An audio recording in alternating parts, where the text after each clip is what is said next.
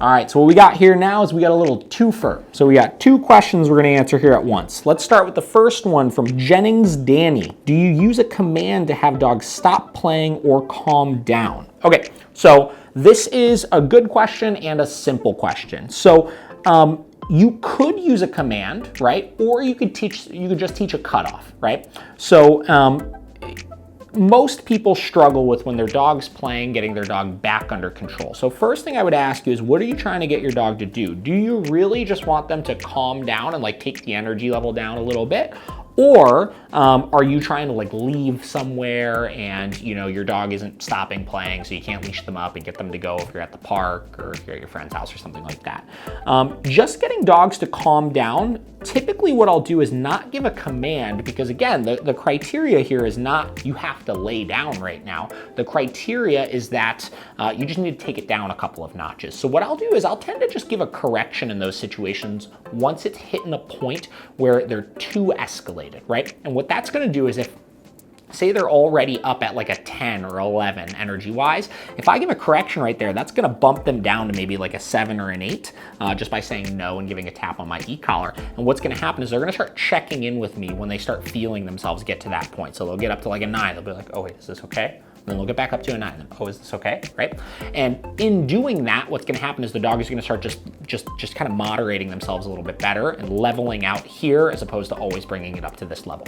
Now, this is extra important when you're doing socialization in the house, right? I don't want my living room to be a jungle gym, obviously. So when my dogs are playing with each other, I don't mind a little playing and roughhousing in the house, but I don't want them taking it to that level where they would be zipping around, jumping over things and leapfrogging off my couch and stuff like that. So if I'm just looking to get them to calm down, I'll tend to just give a correction in that situation to take it down a couple of notches. Now, if I'm trying to leave a situation or I'm trying to manage my dogs, because say we're about to eat or have dinner or something, yes, I'll implement a command, and the command that I use is going to be dependent on what I'm trying to get the dog to do, right? So if I'm trying to leave the park, I'll use my recall command. If I'm trying to get them to completely stop while I'm setting up for dinner or something, then maybe I'll use a bed stay or a down stay, and I'll just make sure I enforce that very heavily, right?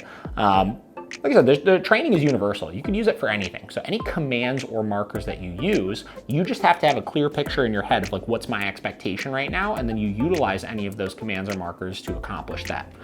So hope that helps. Let's move on to the next one here. This is an interesting one.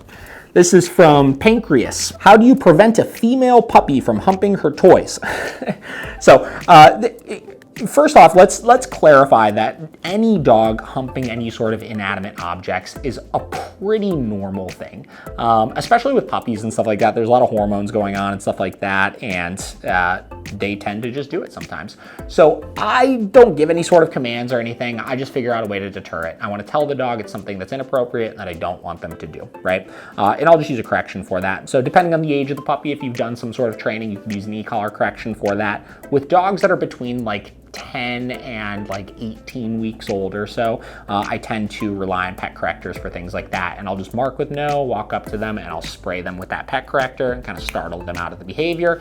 And the more you interrupt it, the easier it gets. We had a German Shepherd that came here for daycare once, that the first week that he started coming here, he just wanted to hump everything in sight, and we had to really get on him over it with the e-collar. And after about a week of correcting for it, that all totally leveled out, and now I don't think I can remember the last time that I've seen him do it. So it's a pretty easy fix. You just want to tell the dog not to do it, and that's where you get back to the foundation of our training is communicating yes and no in a way that the dog really understands. So hope that answers both of your questions. If you guys have any questions on that, let us know.